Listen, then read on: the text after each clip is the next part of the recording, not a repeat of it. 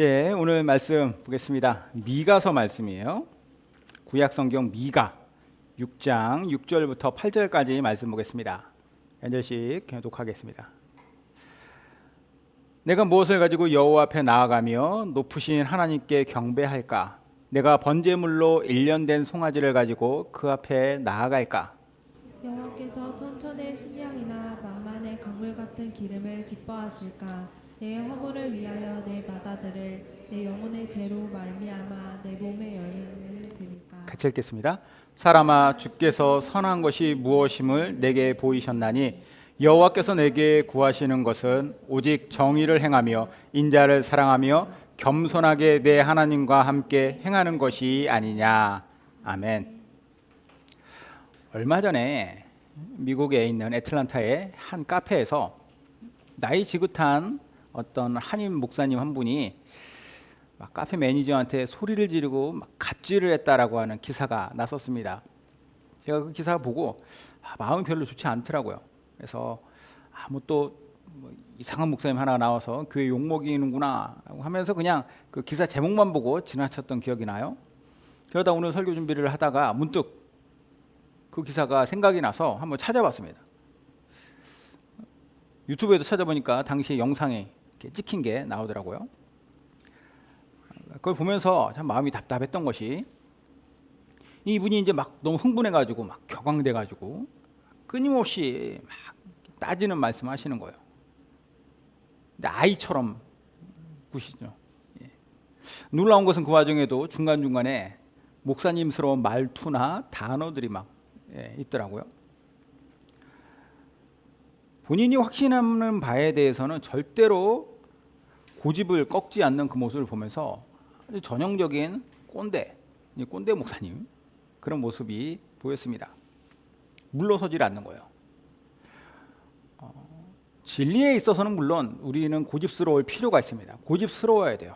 진리에 있어서는 물러서지 않으려고 하는 그런 굳은 마음의 결심과 또 그런 실천이 있어야죠.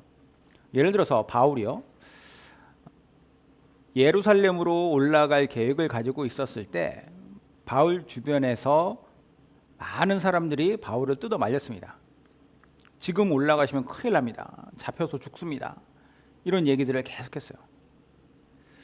그럼에도 불구하고 바울은 이게 하나님께서 원하시는 일이고 진리에 바탕을 둔 일이다라고 하는 확신이 있었기 때문에 뚝심 있게 올라가죠. 고집을 부려야 할 때와 그렇지 않을 때가 분명히 있다라는 거예요. 그리고 이 기준은 뭐냐? 주님의 진리입니다.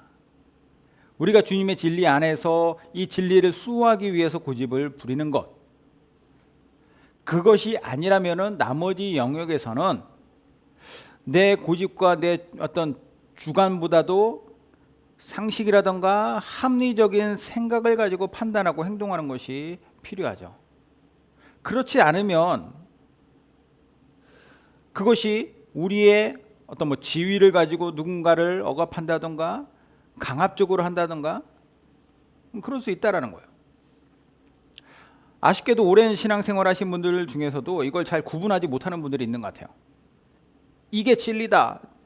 근데 진리가 하나님 말씀에 의한 것이 아니라 내 마음이 진리라고, 내 지식이 진리라고 생각하시는 분들. 아까 그 영상에서 목사님 결국은 이제 경찰한테 딱지를 떼이고 그러면서 일단락이 됐는데 2년 전 사건이라고 하더라고요. 근데 미국은 뭐 이렇게 경찰 바디캠으로 찍은 거를 이렇게 영상으로 인터넷에 올려가지고 그런 것이 인터넷에 올라와서 이제 퍼졌다고 하는 것인데요. 그분은 어떻게 지내나 궁금해가지고 좀 찾아봤더니요, 여전히 활발하게 미국의 어떤 뭐 기독교 언론사에 사목을 하고 있다라고 하는 것이 나오더라고요.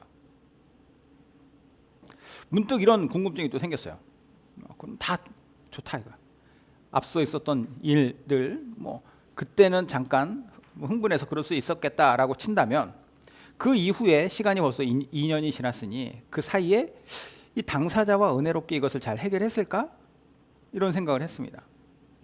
아니면 본인의 억울함을 끝까지 고수하고 이것을 포기하지 않았을까? 참고로 이분한테 갑질당한 매니저가 보니까 또 젊은 한인 여성이었어요. 그러니까 외국에 가서, 미국에 가서 우리나라 사람들끼리 그렇게 했던 것이죠. 딱 봐도 그 목사님의 딸도 옆에 있었는데 그 딸보다 어려 보이던데, 타국에서 열심히 일하는 같은 민족의 젊은 청년에게 힘이 되어주는 것이 상식 아닌가? 이런 생각도 들었습니다. 비단 이게 목회자에만 해당되는 얘기가 아니라 방금 말씀드렸듯이 뭐 나위에 많고 적음이나 아니면은 뭐 지위가 높고 낮음이나 이 상관없어요. 모든 사람에게 요구되는 것은, 특별히 예수 믿는 사람에게 요구되는 것은 무엇이냐? 누구라도 내가 상대방을 배려하고 그리고 상식적인 행동을 하는 것입니다. 하나님께서도 그렇게 하라고 말씀하셨기 때문이에요. 제가 자주 말씀드리는 것 중에 이런 얘기가 있어요. 기적이 상식이 되는 교회만을 추구하다가 상식이 기적되는 교회가 되면 안 된다. 세상에 존재하는 수많은 상식들은요, 대부분 하나님께서 만드신 질서입니다.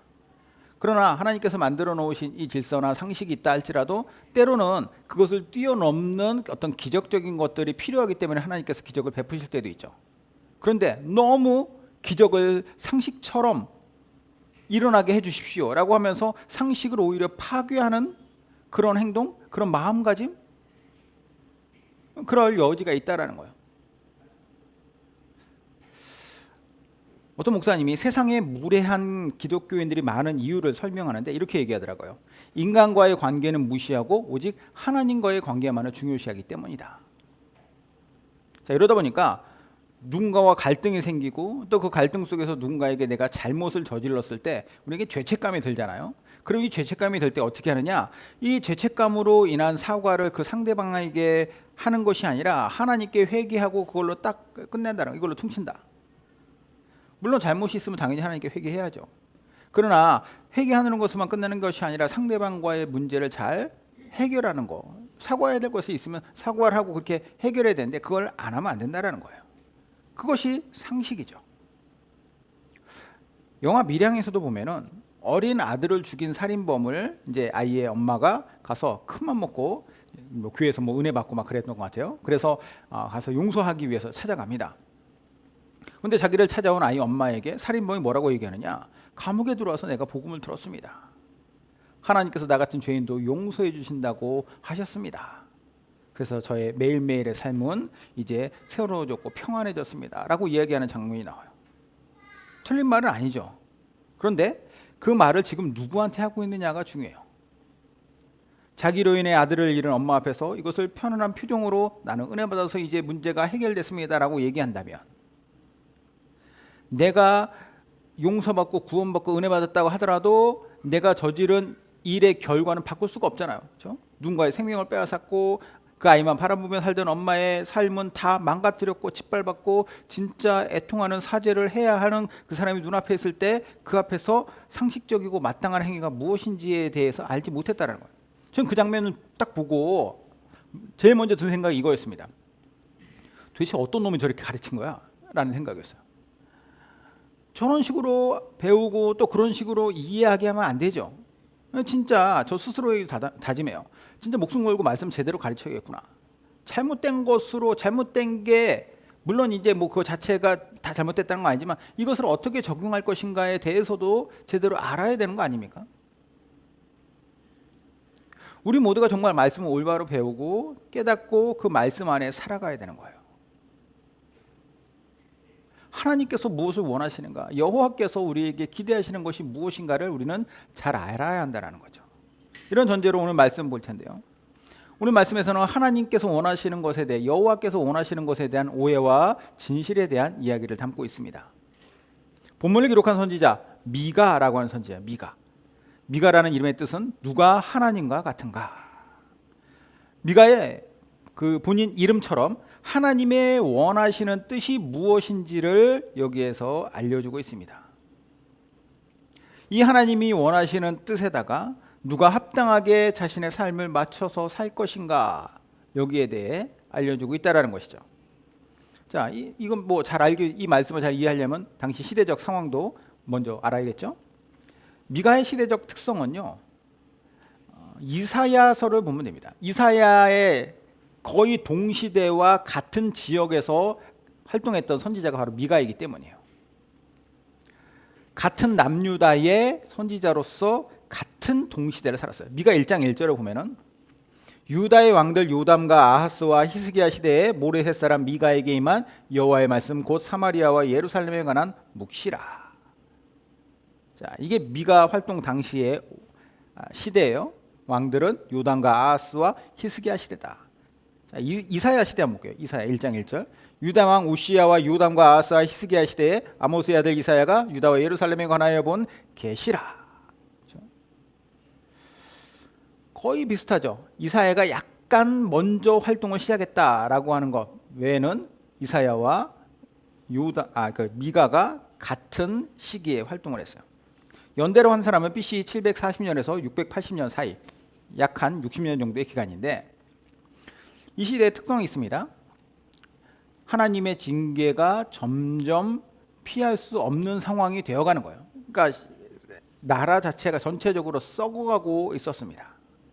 그나마 히스기야 시대에는 그가 믿음의 좀 과감한 개혁을 통해 가지고 나라의 상태가 많이 좋아지긴 했지만 또 그나마도 그의 아들 므낫세라고 하는 아들이 왕이 되고 나서는 이걸 또 왕창 다 뒤집어 버려요.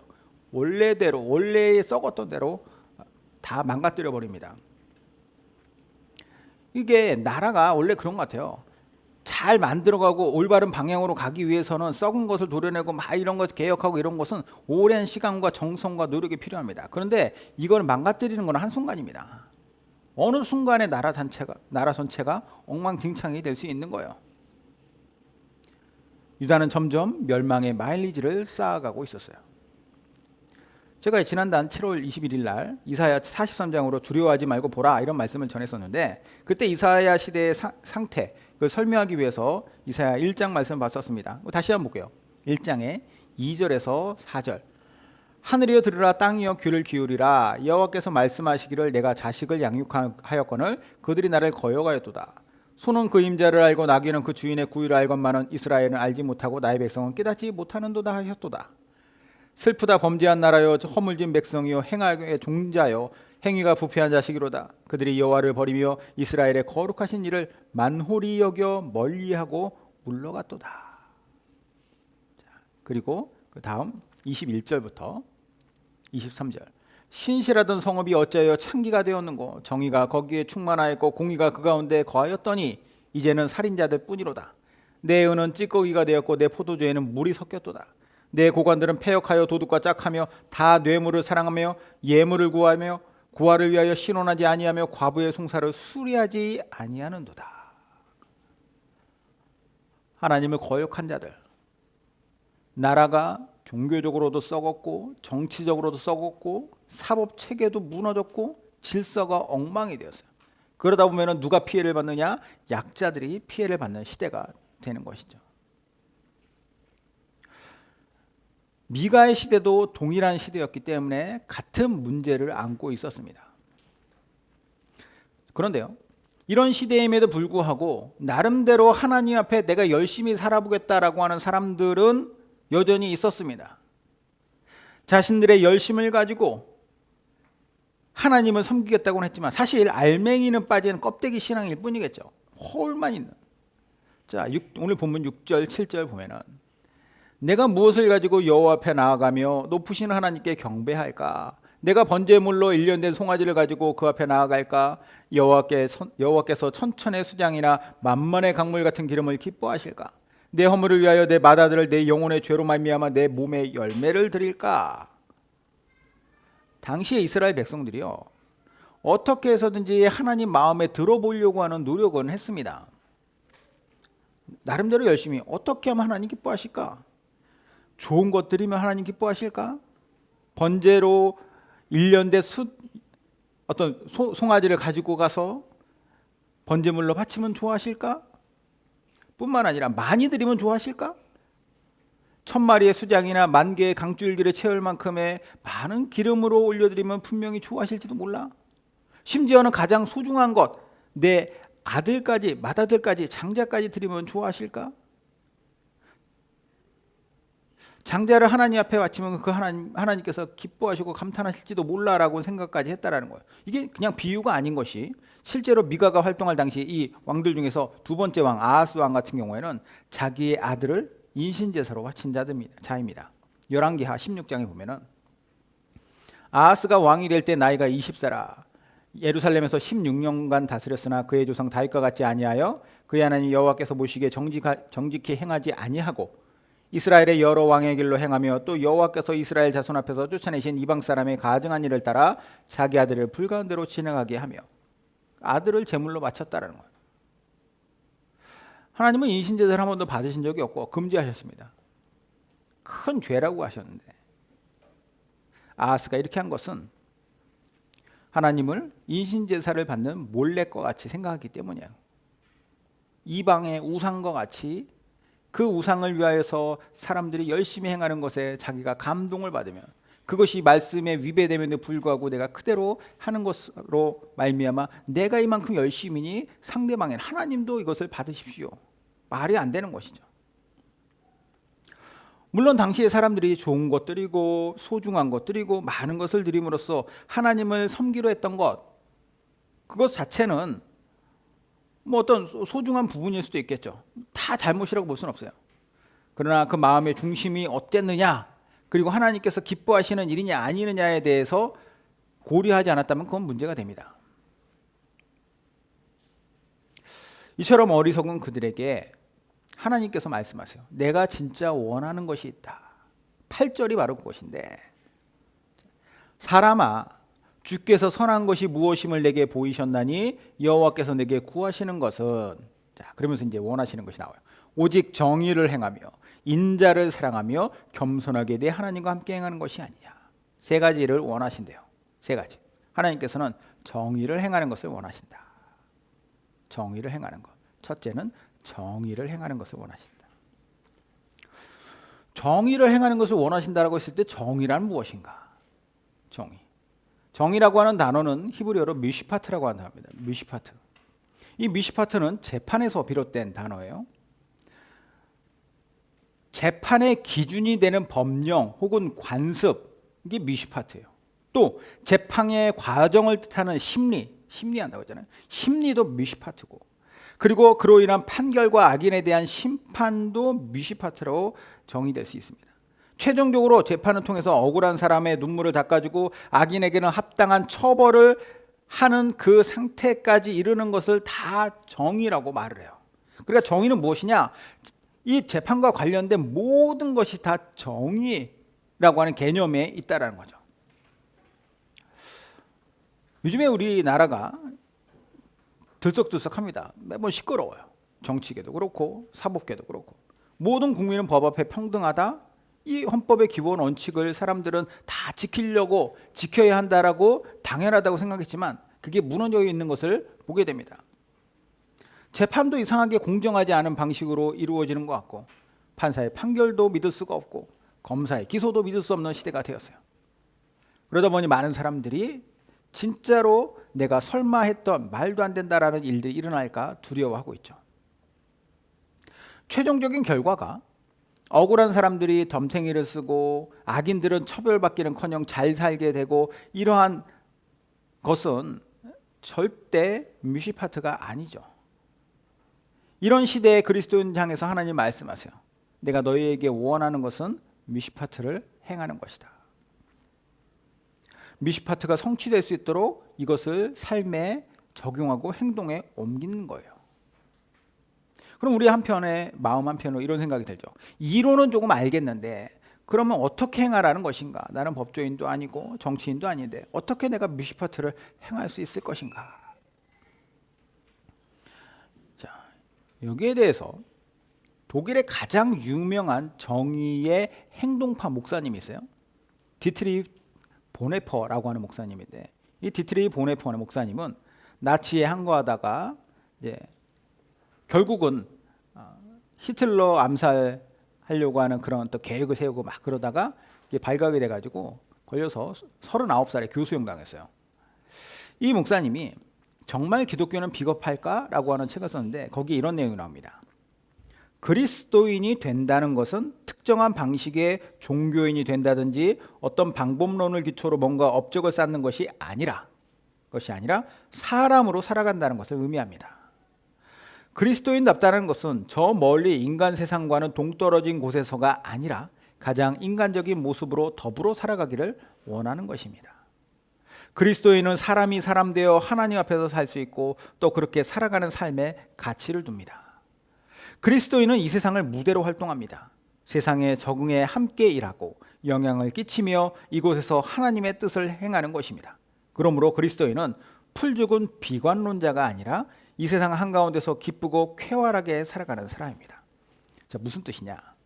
우리가 미시파트를 행한다, 정의를 행해야 된다라고 말할 때에도 이것을 뭐 거창하게 정의를 위해서 내가 뭔가 큰 일을 할 것인가, 뭔가 업적을 쌓을 것인가, 이게 아니라 정의를 실현하기 위해서 내가 어떤 높은 위치, 그런 권력을 가진 자가 되어야 된다, 이게 아니라 그저 한 사람으로서 하나님의 말씀을 근거로 해서 신앙 양심과 세상에서의 어떤 사람들과 함께 살아가는 데 있어서 일반적인 상식에 위배되지 않는 삶을 내가 그렇게 살아가려고 노력하는 그 자체가 이미 미시파트가 실현되고 있는 거예요. 그러므로 하나님이 원하시는 것은 우리의 삶의 이 작은 부분에서부터 미시파트에 행동하는, 미시파트를 실현하는 삶인 것이죠. 자, 두 번째, 하나님이 원하시는 것은 무엇이냐? 인자를 사랑하는 것이다. 인자를 사랑한다. 여기서 인자라는 것은 무엇이냐? 뭐 사람 인자의 아들자 해가지고 사람의 아들, 뭐 예수님이 인자에 온 것은 성경을 받으러 온 것이라 뭐 이런 얘기하신 것처럼 그 인자가 아니에요. 여기서 말하는 인자는 사랑과 긍휼을 의미하는 헤세드라고 하는 단어입니다. 헤세드. 헤세드는 기본적으로 언약을 맺은 관계 안에서, 그러니까 관계성이 있는 관계성 안에서 상대방을 향한 사랑이에요.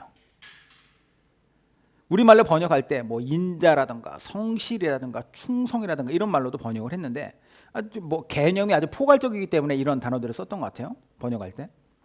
하나님께서 우리에게 가지고 계신 감정이 바로 헤세드입니다. 신약 성경에서는 헬라어로 이것을 아가페라고 해요. 사랑. 하나님의 사랑, 포괄적이고 품는 그런 사랑이죠. 우리를 변함없이 이해하고 품어주는 사랑이 하나님의 헤세드입니다.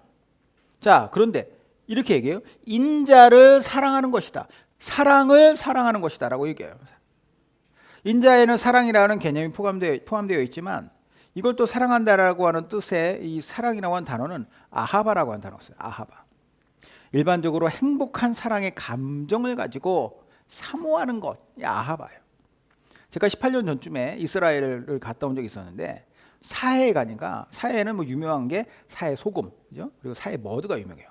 그러다 보니까 그 주변에 화장품이라든가 팩이라든가 비누 같은 것을 만들어 파는 그런 상점들이 많이 있었습니다.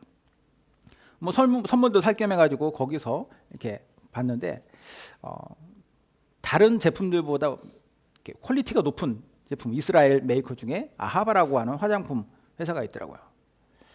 제가 그걸 보면서 행복하고 사랑스러운 느낌을 물씬 풍기는 이름을 참 잘 지었다라는 생각을 했어요.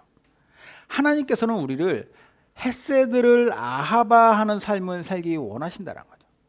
하나님의 포용적이고 따뜻하며 신실한 은혜의 사랑을 우리의 마음으로서 행복한 사랑으로 품어 소유하기 원하신다. 그것을 사모하기 원하신다. 그게 바로 하나님의 원하시는 일이다. 자, 마지막 세 번째. 하나님은 겸손하게 하나님과 함께 행하는 것을 원하신다. 겸손하게 하나님과 함께 행하는 것이다. 자, 겸손은 말 그대로 낮은 마음이죠. 낮은 마음. 교만하거나 불평하거나 뭐 불만을 품고 그런 마음이 아니라 낮은 마음으로 하나님과 함께 행하기 원한다. 여기서 행한다라고 하는 것은 함께 걷는다라고 하는 거예요. 함께 걷는다. NIV 성경에 보면요, 자, to walk humbly with your God이라고 하죠. 하나님과 함께 겸손하게 걷는 것이다. 이걸 보면서 예수님의 말씀이 하나 떠올랐어요. 마태복음 11장에. 자, 예수님이 이렇게 말씀하세요. 수고하고 무거운 짐진 자들아 다 내게로 오라. 내가 너희를 쉬게 하리라. 나는 마음이 온유하고 겸손하니 내 멍에를 메고 내게 배우라. 그리하면 너희 마음이 쉼을 얻으리니 이는 내 멍에는 쉽고 내 짐은 가벼움이라 하시니라. 힘들고 지친 백성을 부르셨어요. 예수님이 수고하고 무거운 자들아 다 내게 와라. 마음을 얘기하세요. 나는 온유하고 겸손하다. 그런데 그런 자들을 부르셔서 이제는 너희가 더 이상 멍에 맬 필요가 없다라고 말씀하시는 것이 아니라 나의 멍에를 너희가 이제 메고 살자. 왜 예수님은 힘든 사람들한테 왜 다시 멍에를 지어주는가? 팔레스틴 지역에서는 짐승의 등에 이제 짐승한테 이렇게 멍에를 매가지고 그 뒤에 농기구 같은 거 연결하잖아요. 그래서 밭을 갈고 막 이런 걸 하는데 이 멍에를 지을 때 그 팔레스틴의 멍에는 항상 쌍으로 되어 있습니다. 그래서 결이 한 결이 그래서 결이소라고 나오잖아요. 한 결이는 2마리 그리고 2결이는 4마리 이렇게 나옵니다. 자, 이렇게 항상 결의로 되어 있는 이 멍에가 있는데 예수님께서 내 멍에를 같이 지고 나아가자. 이유는 무엇이냐? 내가 같이 걸어갈 것이니 멍에를 맨다라고 하는 것 자체가 너에게 부담이 될 수 있지만 이것은 오히려 내가 너를 끌고 갈 것이다 라고 하는 말씀이에요. 그리고 그렇게 처음에는 힘이 없어서 지쳤기 때문에 네가 힘을 낼 수 없지만 너의 힘을 보탤 수 없지만 결국은 너에게도 힘이 생길 것이고 그것을 배운 것을 통하여서 또 다른 누군가에게 영향을 줄 수 있다. 하나님께서 원하시는 것이 바로 이것이죠. 당장 혼자 감당할 수가 없는 것, 해낼 수도 없는 것, 하지만 포기할 것이 아니라 하나님 곁에 서서 걸어가면, 그리고 그 걸어갈 때 마음이 중요한데 태도가 중요한데 겸손함으로써 데리고 가시는 그곳에 내가 같이 가겠습니다라고 하는 마음을 가지고 따라가는 것이 중요하다. 그럼 나머지는 하나님께서 이끌어 주실 것이다. 어떠십니까 여러분? 여호와 하나님께서 우리에게 원하시는 것 어렵고 힘든 일 아니에요. 그분을 믿고 신뢰하면서 의지하며 살아가는 것을 하나님은 원하세요. 행동으로는 하나님의 가르침에 합당하게, 그래서 세상에서도 지극히 상식적이면서도 정의롭게 미시파트의 삶을 실천하며 살아가는 거죠. 마음으로서는 헤세드, 하나님의 헤세드를 아하바하는 거예요. 하나님의 헤세드를 내 마음속으로 사모하는 마음을 가지고 하나님의 사랑이 이렇게 크구나라고 하는 그 사실, 그 아가페를 내가 그 은혜의 사랑을 내 마음에 품고 행복하게 사모하면서 살아가는 거죠. 마지막으로 태도로서는 겸손한 마음으로 하나님과 함께 걸어가듯 살아가는 거예요. 우리에게 무거운 짐을 지어주시는 것이 아니라 오히려 우리의 짐을 덜어주시고 그것을 같이 걸어감으로써 그분이 힘내어 나아갈 수 있도록 인도해 주시는 거죠. 저는 저와 여러분 모두가 이러한 삶을 살아가기 바랍니다. 이 세상에서 우리가 어떻게 살아갈 것인가? 거창한 것이 아니라 아주 작은 부분에서부터 이렇게 행동과 마음과 태도에서부터 하나님의 뜻에 합당하다면 우리의 인생 누구의 인생보다도 더 행복하고 복될 줄로 믿습니다. 같이 기도하겠습니다.